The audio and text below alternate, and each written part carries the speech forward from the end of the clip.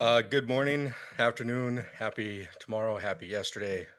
We're in all different time zones, so I want to cover everybody. Thank you for coming to this presentation. We are going to present on a very interesting topic.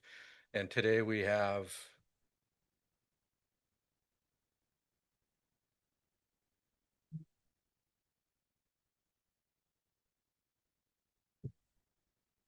got it?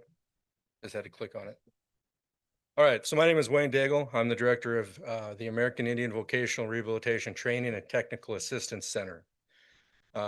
Just from that title alone, you probably realize that we're a federally funded project, and we serve all tribal VR programs under the AIVRS, or American Indian Vocational Rehabilitation Services Program, under RSA.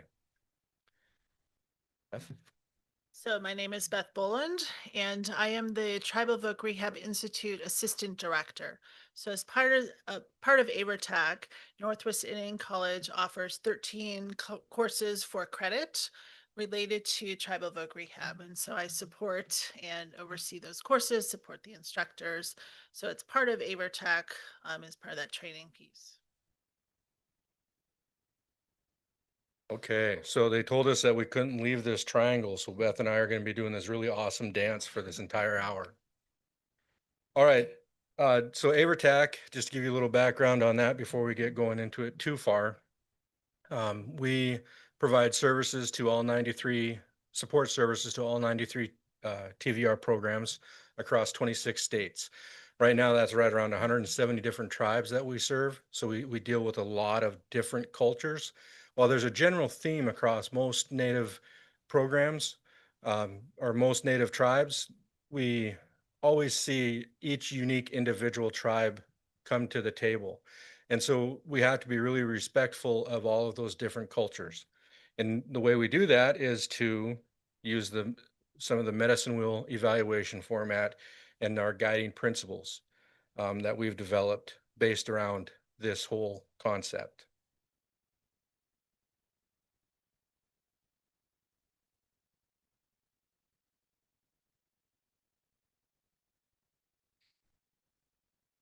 Okay, there we go. I'm learning a new computer, so it's going to take a minute.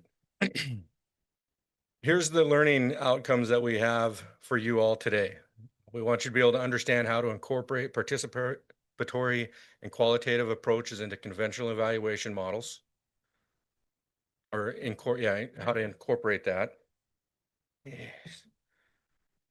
So I'm a hand talker too, and I just about knock stuff off the podium. That's pretty cool. Number two, we want you to understand how to involve various stakeholders in this evaluation process and in the development of the evaluation framework. And we want you to understand the medicine wheel evaluation format better. So while a lot of this is similar to what you would expect from an evaluation component, once we start delving into this, you're going to see a difference, basically around the culture and the perspective of what we're looking at. So how many of you are familiar with the medicine wheel, just in general? Okay, so in the room, we've got some hand raised, some sort of, not sure online what you're showing. But so really, it's taking that medicine wheel, which talks about the four quadrants of life, thinking around how our American Indian, Alaska Native folks think about life, think about health, think about just their life in general, the activities that they do, and then putting an evaluation framework into that. And so usually you see that wheel with the four quadrants with the different colors. And so what this medicine wheel evaluation format will be is to use those kind of concepts from those four different quadrants and then think about program evaluation differently, or thinking around evaluation differently from that perspective.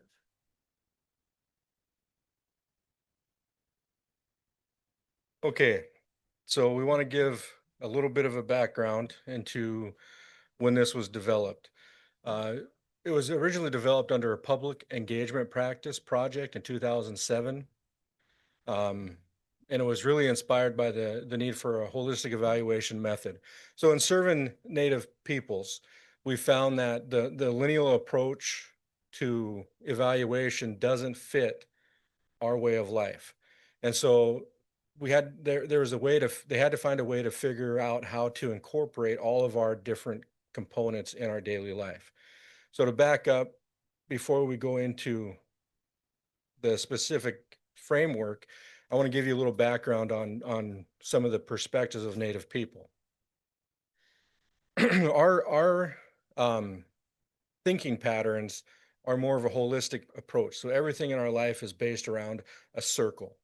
Okay, so we have this continuum of movement always, and where what we've seen is a lot of agencies have a set time frame for appointments, deadlines, that type of thing.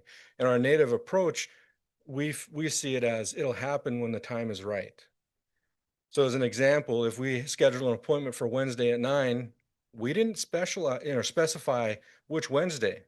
It could be this Wednesday, it could be next Wednesday, it could be 2 weeks from now. When the time is right, that person's going to show up. So we try and get a little more succinct and specific in our time frame. So we have openings for appointments in this time period for people to stop by and visit instead of making scheduled appointments. So just a little bit of background into how that perspective works.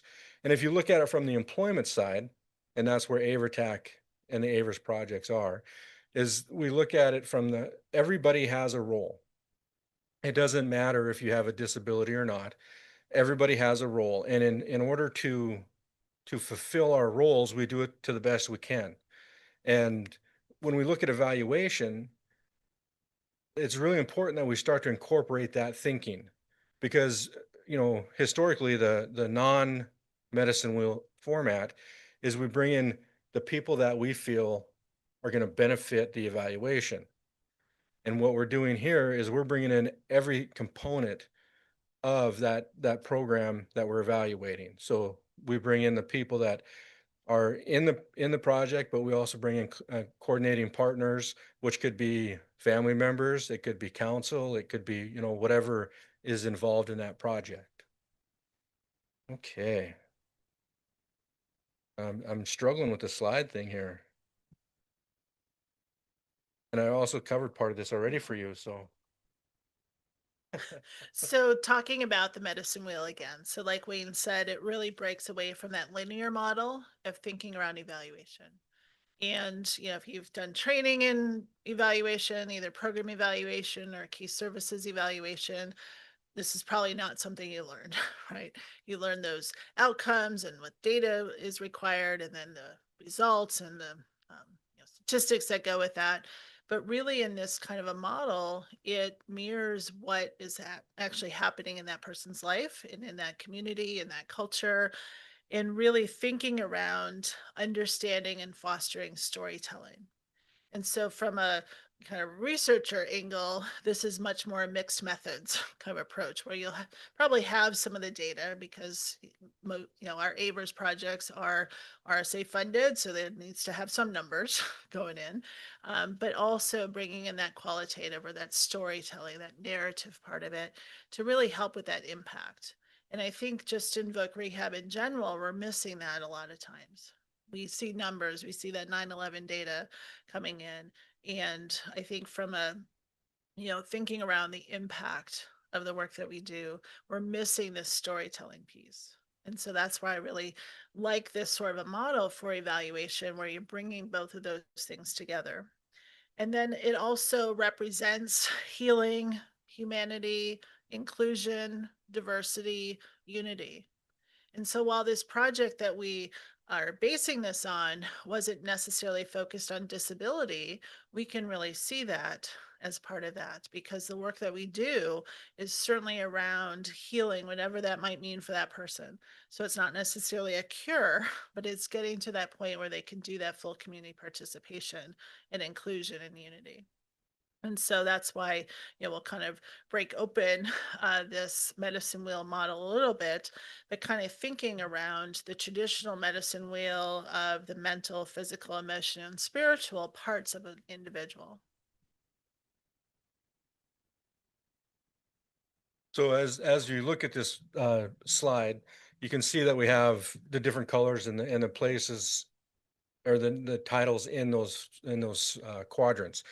Now, when we look at it in this sense, these titles don't necessarily have to stay in those boxes, right? So um, each tribe has their own unique way that they label their quadrants.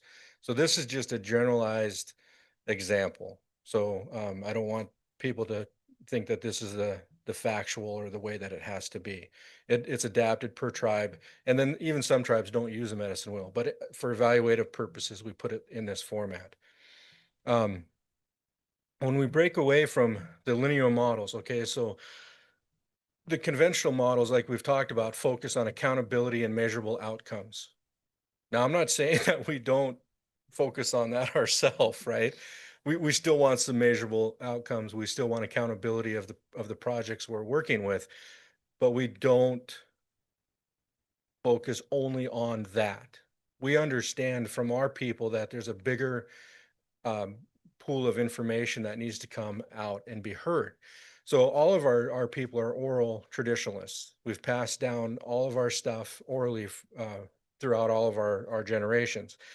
And when you look at oral information in a standard research model, it doesn't work so hot because they want facts, right? I mean, right now we've got an evaluator working with Avertac, and she's her and I are working on getting that component. She's very, you know, data Number. driven, yeah, number driven. She so having her expand and be open to hearing stories has been an interesting journey. And that's what we're focusing on with this model, is moving towards that. We also found that it neglects qualitative and participatory, man, that word is kicking me today, elements. So we find that a lot of times unintended consequences or unintended learning occur. And with our native people, that's really a part of what we're looking for. So this learning takes place that they don't have an opportunity to obtain knowledge from any other place because they're in a remote or rural setting. And so when we do this in the groups and working with the people doing the evaluations, they start to pick up this component of education that wasn't there before. So it's really a great tool both for gathering information and helping them restructure and develop their projects, but it also allows us to pass on that information so that the next generation of people in the program have that stability. Want to add anything? So also, we know that the state voc rehab agencies struggle to get outreach to rural remote communities. That's historically been true. A lot of the state agencies offices are in the more urban areas just because that makes sense, right? And so I think part of what we talk about with that shared caseload or collaborating with Tribal VR or going and serving those Native communities is doing outreach. You're not going to go in and do outreach to say we had 200 people get employed last year and here's their salary level. That's not going to go over as well. So having these stories to do that outreach to say, here's the impact, here's the words from the people who you may know are your family members or your community members. And so I think the more that we include that impact of that participatory qualitative information, the better we would be in serving all of these communities that may just think a little bit differently, because they will say, they don't care if Wayne gets a job and how much he makes. They will care about his story and about the impact it made to his family, his community. I think that storytelling piece is very critical, and um, it's what we understand. So when you come at us with a bunch of numbers, immediately it starts to activate some historical trauma situations. So we've been researched, our people have been researched over and over and over without our permission. So we've been, studied and researched and poked and prodded.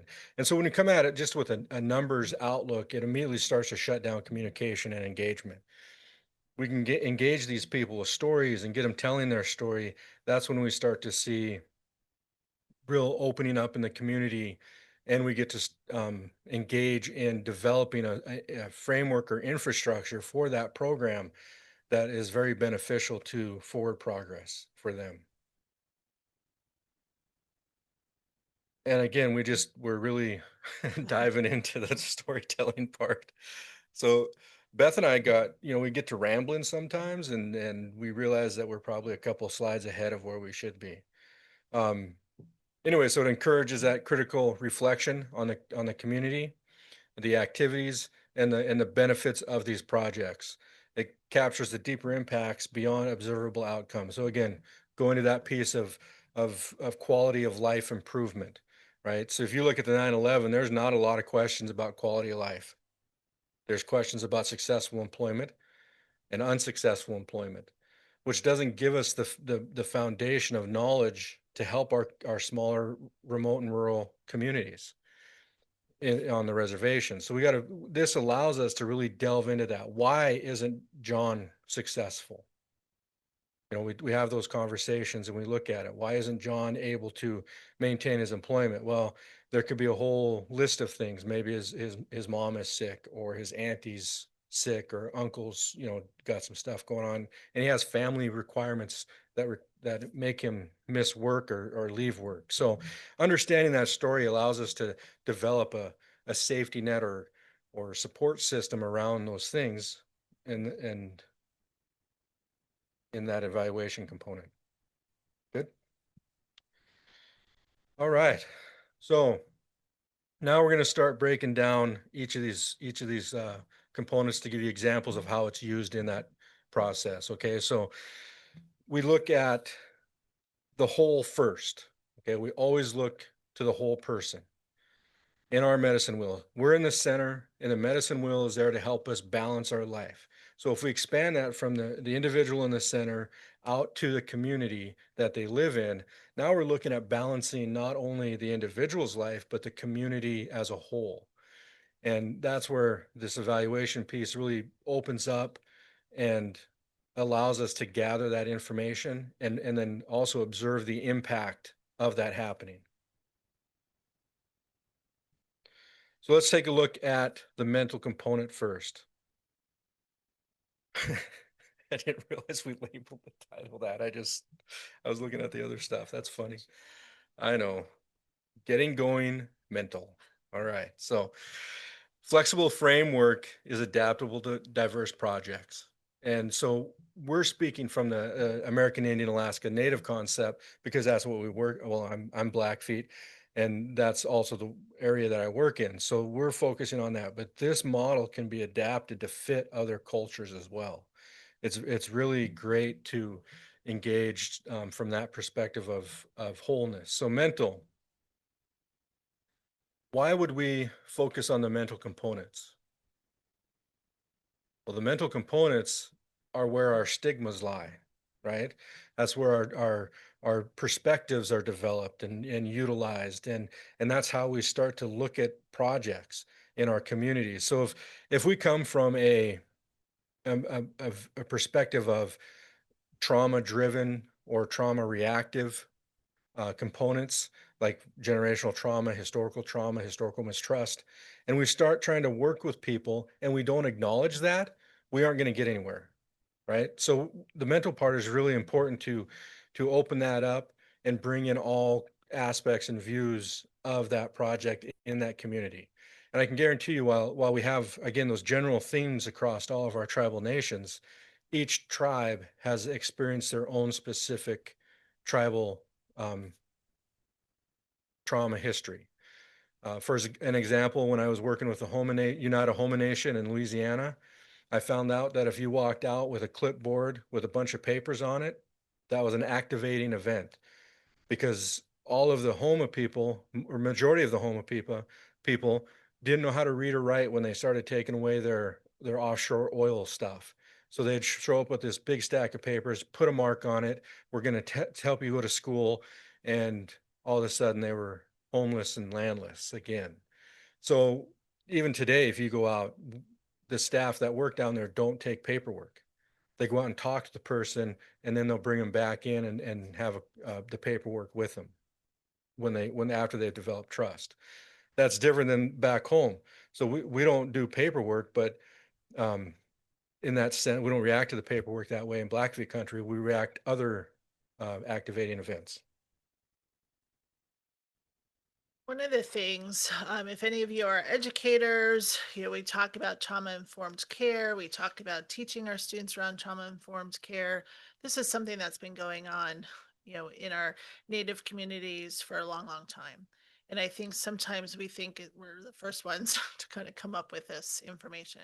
And so I would just encourage you to think about and to go into the literature and talk to people who have worked in these communities, because they truly understand trauma-informed care as we kind of think about it, because they have been living this for a long time. And the folks who are part of that community, counselors, Wayne has a business on the side doing mental health counseling with individuals from his community. So he dives in, is able to dive into that.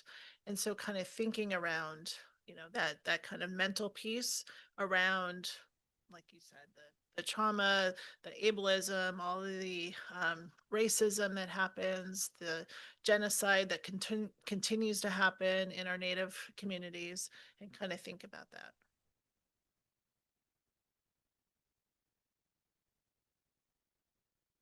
So the second piece, so we're going down on the bottom here, is the emotional piece.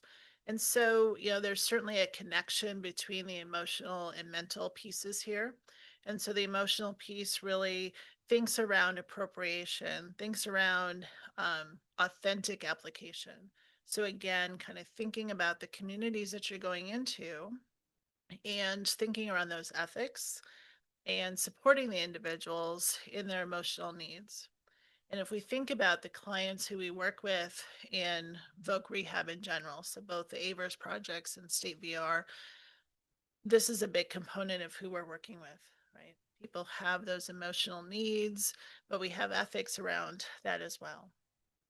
So really kind of thinking around uh, supporting the individuals and taking into account how they're dealing with their disability, how they're working through learning to live with whatever's happened, but in this different cultural kind of environment. And so it's a very different process than we might see in someone not from the Native communities. And so thinking around ceremonies. And so one of the really cool things that I've been able to dive more into since 2015 of being part of the Northwest Indian College, part of ABERTAC, has been learning those things. As a state VRC, I was not able to do traditional healing or ceremonies or helping people. I tried to do adjustment counseling the best I could, but these AVERS projects have better tools because they're allowed to use those cultural appropriate services, use those traditional healing methods to really think about healing that emotional part of it. And so whether it's a physical disability or psychiatric disability, sensory disability, doesn't matter. There's that emotional component to it. So when we think about emotional components, I always I always go back to, especially from programmatic level, right? So if we're individualized, it's one thing, but programmatic. Think about how when you enter a non-native office, and whether it's VR, a medical office, whatever, is it warm and welcoming? No, it's pretty sterile, isn't it? Feels kind of cold and sterile.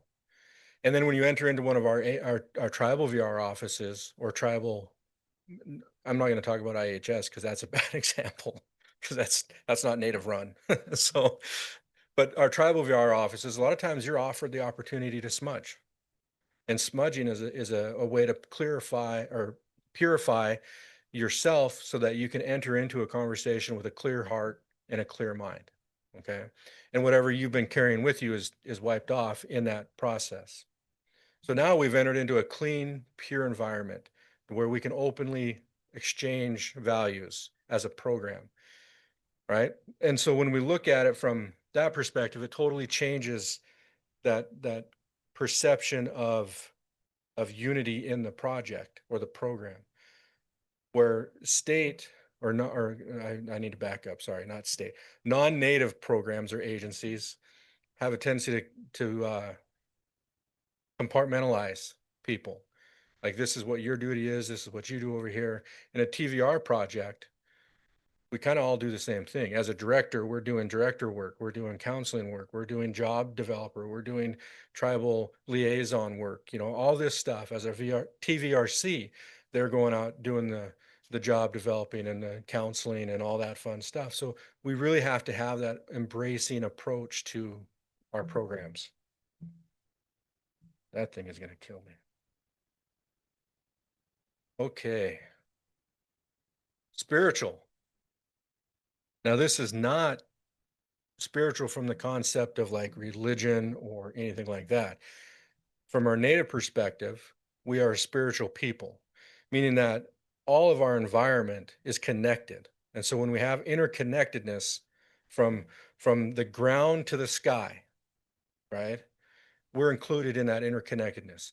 And when we look at that from a programmatic aspect, it really strengthens what we do as a program. But again, we go back to that siloed mentality that a lot of agencies and corporations work under, and they don't understand why they're not reaching all their goals or why morale sucks in their company. Well, it's because they've stepped out away from interconnectedness and that holistic approach to serving people. It doesn't matter what business you're in. Ultimately, your final product is going to people. And if we don't include them in our analysis and in our evaluation, in our framework structuring, we don't ever fully complete what our goal is. And for me, this particular component really relates to those qualitative data that you can collect. So thinking around what changed, how more connected the person might be to the community, to their family, but then as a program as a whole, how connected are you to the community? What impact have you made? And I think in the spiritual piece there is that interconnectedness that we could really get from kind of thinking around evaluation from this part of a model that you may not get if you do a Qualtrics survey, out and get some, data on that. And so really thinking around that interconnectedness, the holistic approach, both from a person and program level and then community level.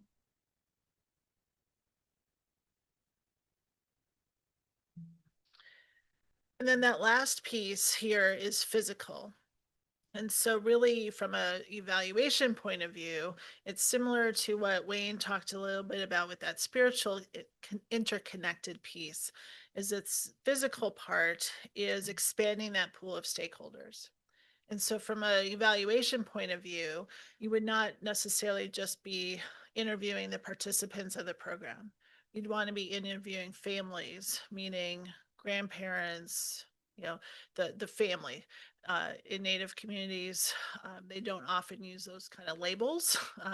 You're just, brothers and sisters and grandmas and that sort of thing, and the moms, and really including that and expanding that pool of stakeholders. So making sure that you're kind of thinking around not just the person that directly received the services, but that community as a whole because of that interconnectedness. And so this means going out and maybe going into communities, doing longer data collection periods, having interviews, kind of thinking about this, from a researcher point of view, triangulation. And so kind of thinking around that of making sure that those participants in your program evaluation or evaluation study are not just the ones who are receiving the services, making sure you're physically going out, enhancing that participatory process, because that helps with that storytelling as well.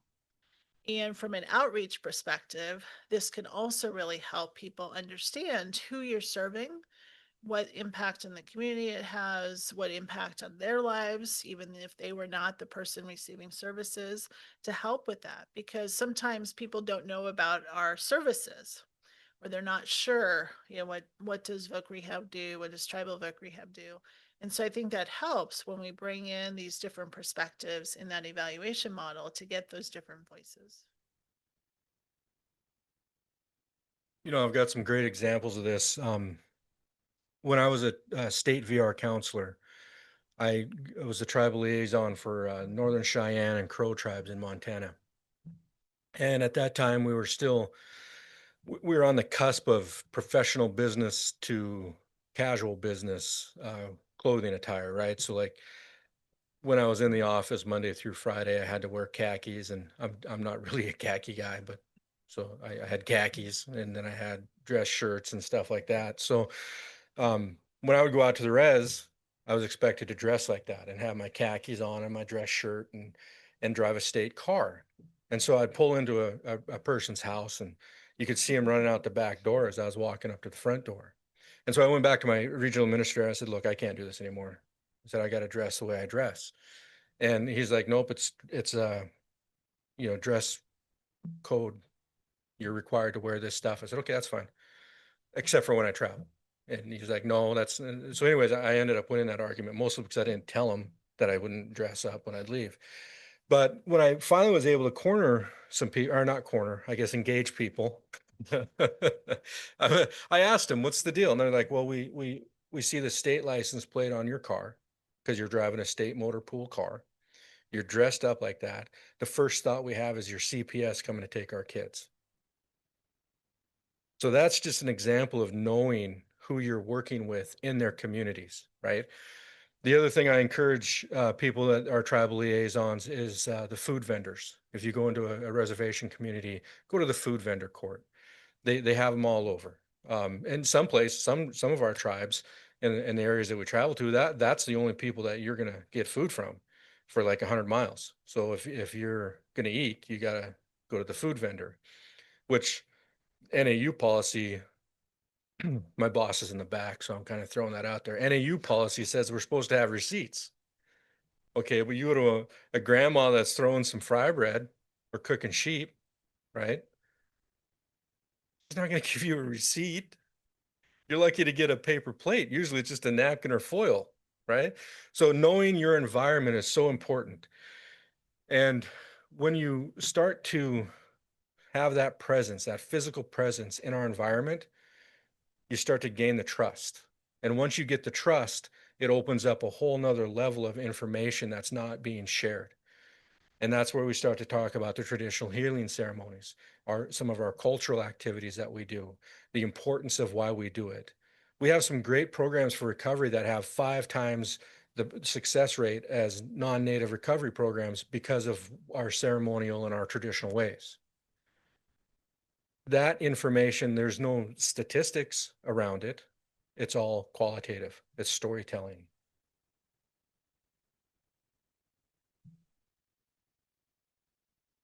Okay, so what they did in this study is they looked at some applications in the past, and they had the first voices. Okay, so this was phase one. They reached out to Indigenous youth from Atlantic Canada, Guatemala, and Chile, and they collaborated in a documentary and really focused on using that medicine wheel to evaluate these outcomes of these projects and from the youth. Then what happened to phase two?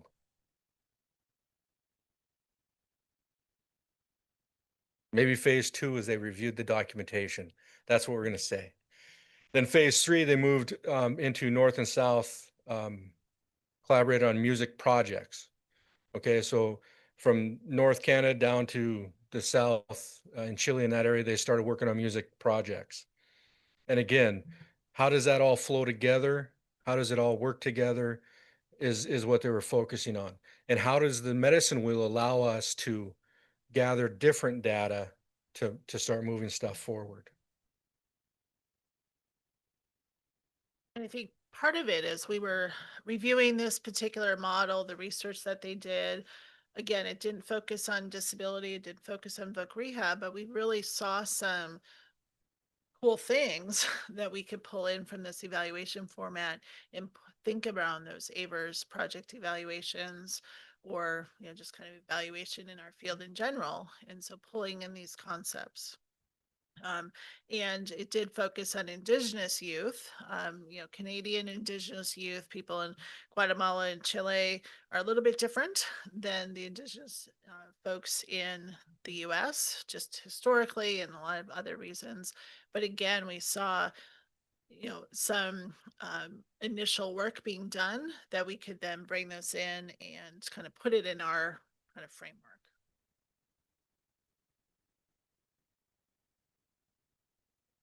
So once you obviously get the data, then you have to analyze it. You need to start reporting it. And so kind of think about those ways as well.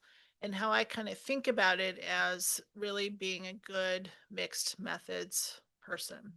So understanding some of the numbers, because RSA is still going to want numbers, but thinking around how to then help explain those numbers through the qualitative data that you're collecting.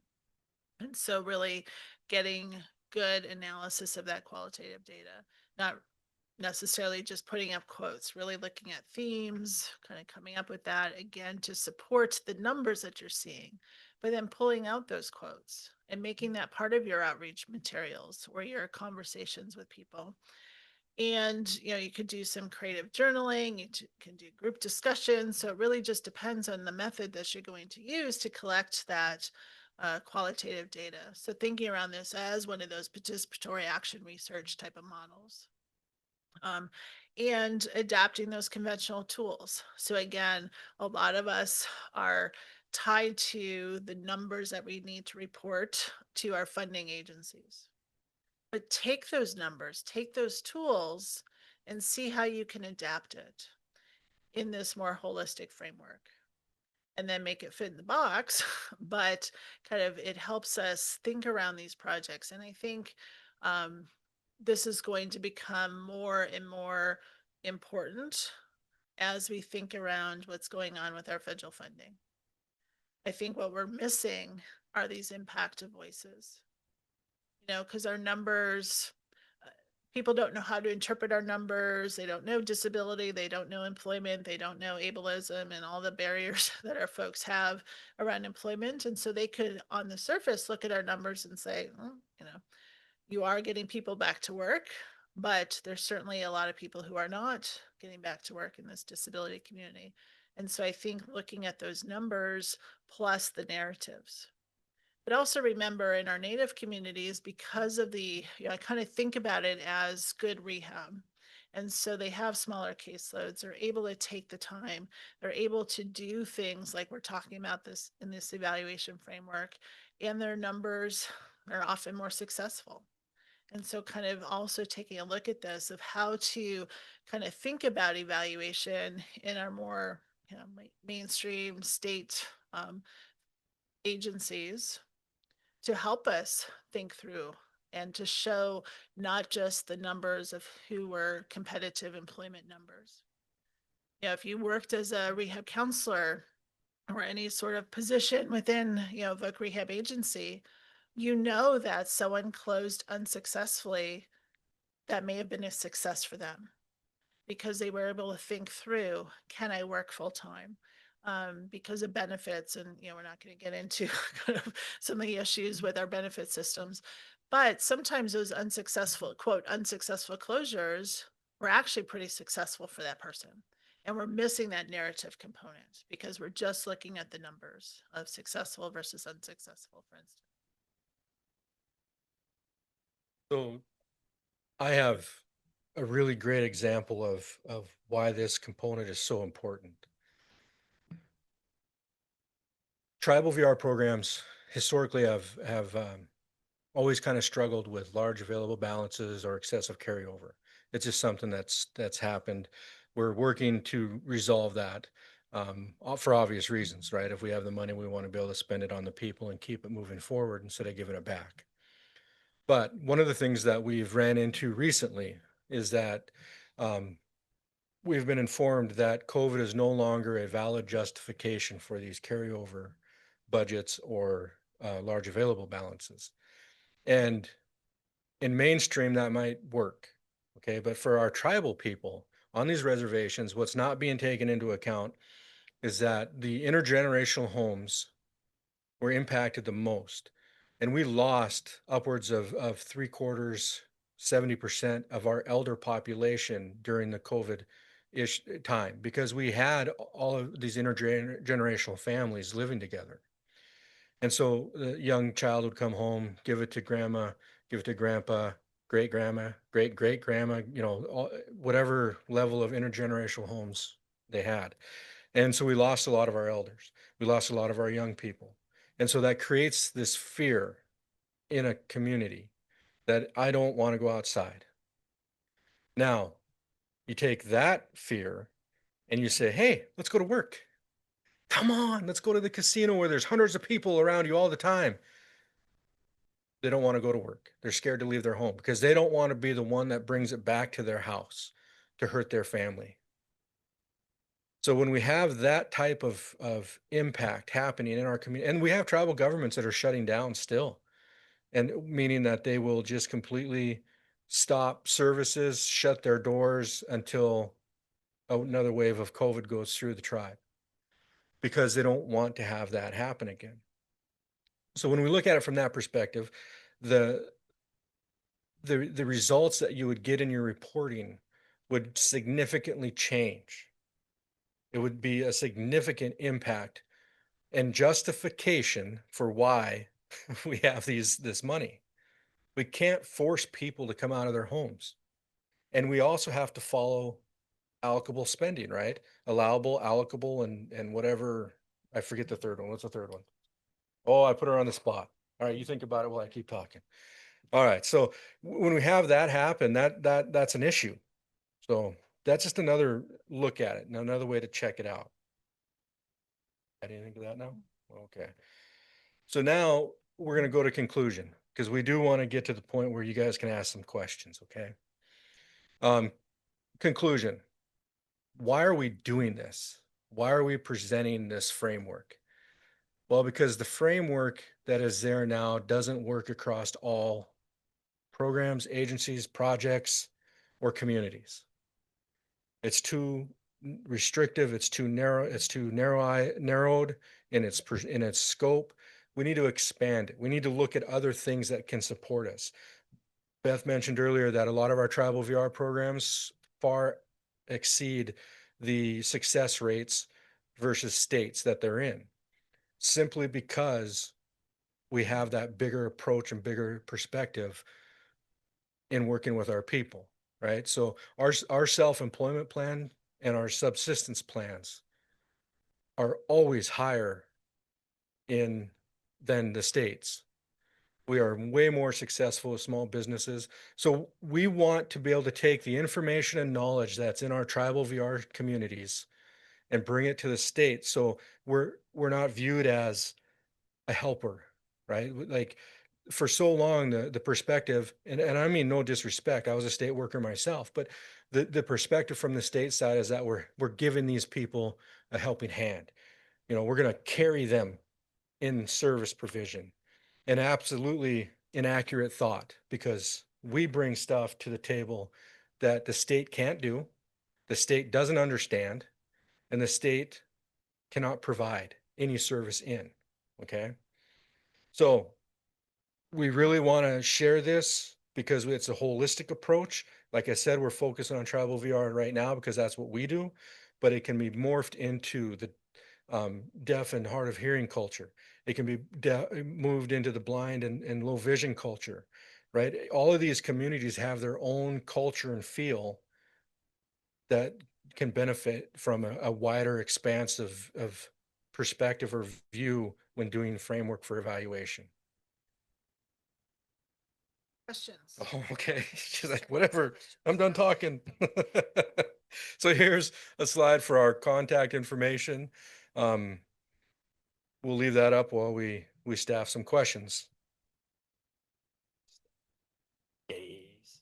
Got all technical there, huh? Is there any questions in the audience? Hello. Okay. We have one from an online attendee. How do individuals see VR forms? For example, permission to disclose, permission to collect, application statement, etc. Do they distrust, or if do they distrust if they are unable to read? On a side note, love how it can be applied to the BVI population as well. Yeah, we see this quite a bit. When we start going through the TVR process, it's the same process as state VR. So we sit down with them, they got this application packet, we have to have them sign forms. And in that situation, what separates us normally from like a state agency is that we have first language speakers a lot of times. So we can talk to them in our home language and explain it. We're also one of the probably the biggest factors in our small communities is we are connected to these people. So we have generations and generations of families being grown up together. Like I know um, a lot of people are, I still go home. I've lived off the reservations for over 30 years now, but I still can go home and I'll run into people I grew up with and we have conversations like we just left like yesterday. So that comfort is there already in our programs. Do we deal with that? Yeah, we do. And sometimes if they don't read, we ask them to bring in a family representative or a friend that can reassure them that this is what's happening. So we do address it that way. Beth? And what we're kind of talking about here are, evaluating existing programs. And so you're using existing participants who you have that relationship with. But I think if you were just going to go in to do, a program evaluation study, not connected to maybe the tribal VR agency, I think of this as maybe a snowball sampling kind of a method where you're finding that person who can be your trusted partner. They know the community, they can bring you in and then do just what Wayne said is make sure that they are verbally told what that material is. We should be putting things at a certain reading level and not to talk down to folks, but a lot of our consent forms, people even with, higher reading levels don't understand this stuff. And so kind of thinking around those reading levels, but then also, like Wayne said, bringing in someone who they trust to read it as well. And so these are the ethical considerations that you need to do. If we think about program evaluation, you're often working with those participants who you already have established a relationship with. And so when you expand the evaluation to their family, to the community, you have that participant to say, yeah, Beth's okay. When she contacts you, it's okay to meet with her, that sort of thing. So really that trust building piece of it.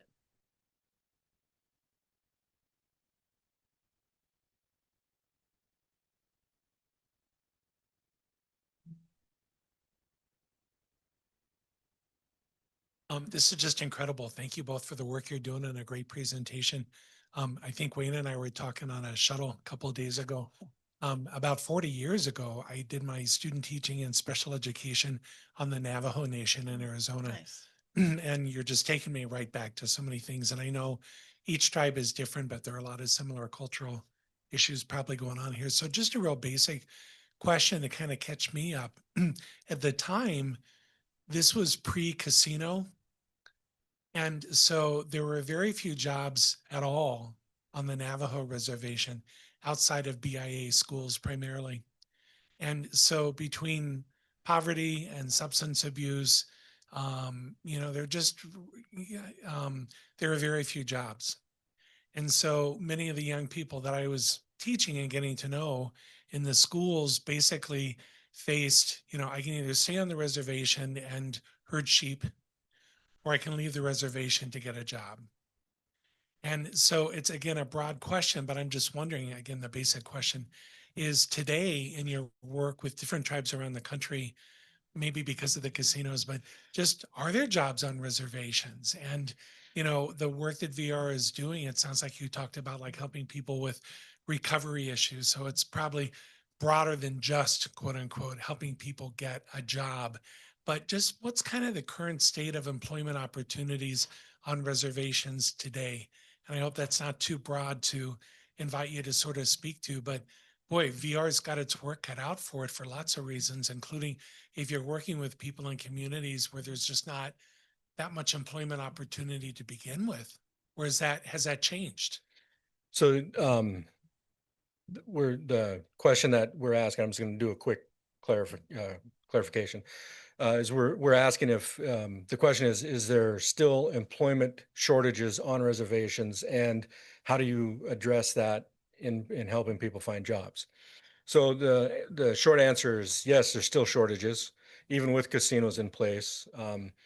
But the longer answer, I'll try and shorten it up because I know we're running short on time and I want to get to everybody's questions. But we do have usually the main employer is the tribe and the casino in that local area. And there might be some tribal organizations that are out there, like Navajo has their flour mill and that type of thing. And Blackfeet is working in lumber right now again. So just there's some stuff that's there. But for the most part, that's part of why we are so successful with our self-employment plans. So we help them look at what's needed in the community. We develop a business plan that's going to be achievable, and then that's where we go with that route. So we got a lot of people that are taking traditional activities such as beading or basket weaving, and we turn it into a viable employment plan and business at the end. And that's one of the bigger challenges really in the employment field that we face is, are we creating a paid hobby, or is it really an employment plan? So making sure that we take it away from that hobby side and make it a viable employment plan, get them set up on the web so they can sell products online, that type of thing. Again, in the communities, there is employment opportunities though that are there, and we pursue that. We do the old, get out and beat the pavement type thing, and it goes back to our small community and interconnectedness, because we know people that are hiring. So we say, hey, go talk to my uncle or go see my mom and tell them you're looking for a job. We also have the tarot departments on the tribal employment. Oh, I just forgot the R. Tribal Employment Resource Office. So they help do a lot of the employment stuff there. So yeah, it's still a challenge, even with all the casinos and stuff happening. It's still a challenge to get people placed. I think this is a quick question, but it goes back to the beginning when you spoke about the concept of time, and it will happen when it happens, and maybe having open slots of time that they can stop by. How do you successfully move from that to getting to work on time as scheduled every day? Sometimes you don't. Okay. I mean, that's seriously the thing. We have education components when we're working with folks like that. Yeah, we have this concept of time that is there, but there's also this holistic feeling that takes place. So we do educate our people saying, hey, we do have to show up on time. We do have to do these timely things. We also talk to employers and say, hey, employers, you will lose every single time if it's a family situation. If somebody passes, it's for my people, it's 4 days of wake, 4 days for the funeral, 4 days of mourning. That's 12 days, right? I'm going to be gone. You're not going to see me because I'm taking care of my family and helping them walk on. So when we have that situation, we have those conversations, we try and develop that pattern. And it's not that we don't have expectations, right?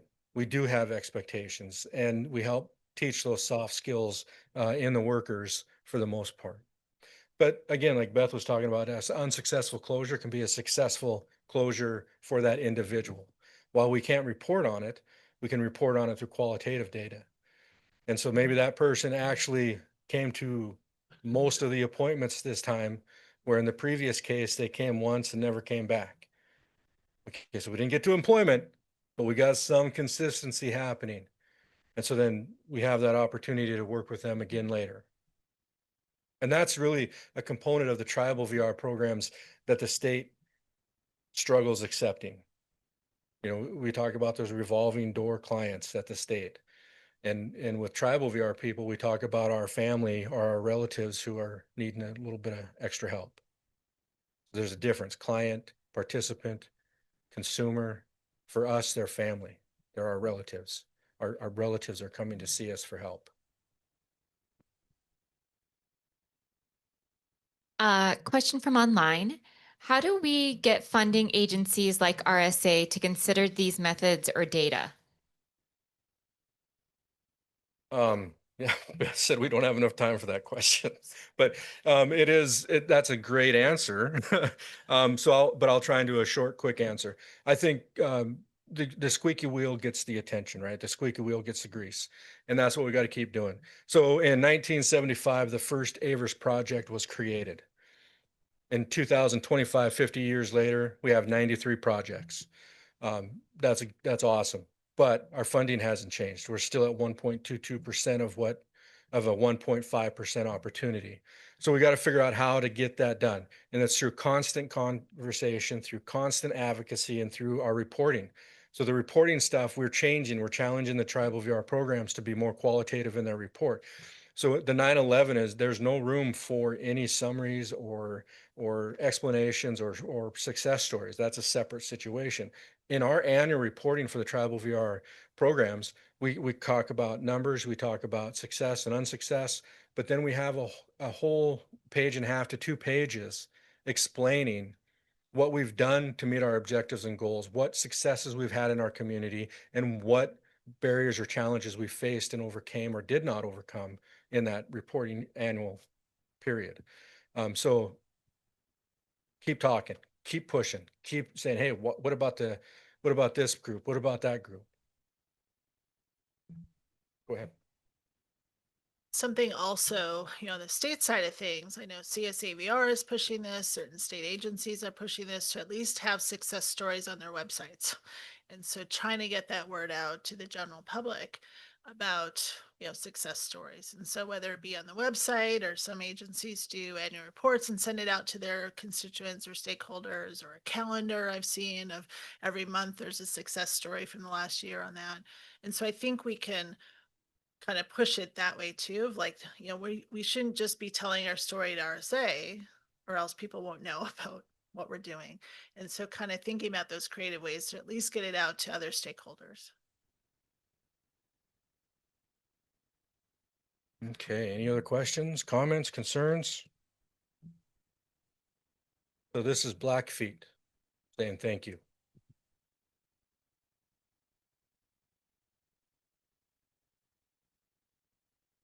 Oh, Boss has I know, requested you. my so- boss is Satuak is probably murdered that, but I am still learning my language. So I am practicing all the time.